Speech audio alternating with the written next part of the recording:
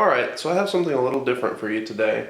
I have a nitrous bottle that I outfitted to work with my MIG welder by putting CO2 into it. I was just going to walk you through the different things I did in order to get it to work. So I work for a nitrous company, nitrous outlet, you can see right there. So I get nitrous bottles really cheap.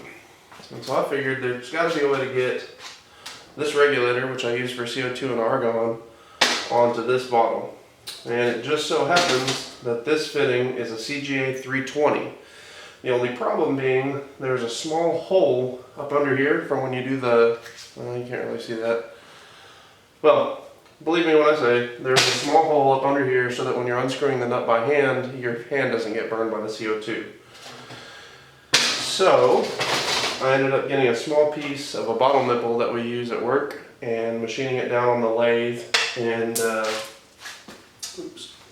taking the threads off and basically just making a flat washer that goes down into this valve and seats.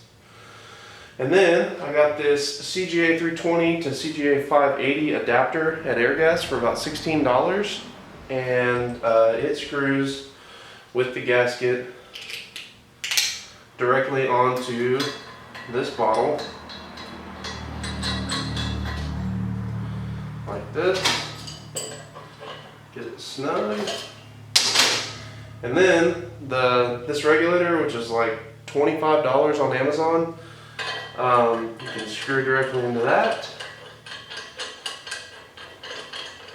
And this is just a 5-pound bottle. I don't know what it is in CO2 terms, but in nitrous, that's a 5-pound bottle. It costs around $200 retail. A 10-pound bottle is about $220. So it's a lightweight aluminum bottle, but the burst disc is rated for over 3,000 PSI. So I don't see any harm in putting CO2 in it or even argon. If anyone knows anything different, let me know in the comments. But yeah, once you tighten this up, you have a fully functioning regulator that I can hook directly up to my MIG welder here using the fittings it came with. And it's extremely portable because this is a very lightweight bottle.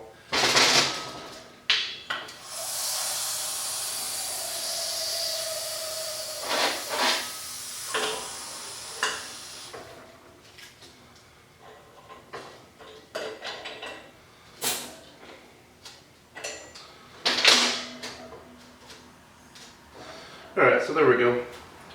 My bottle's about half full. It has about 700 PSI in it, but that should be plenty. So yeah, that's how I got my nitrous bottle to work as a CO2 bottle.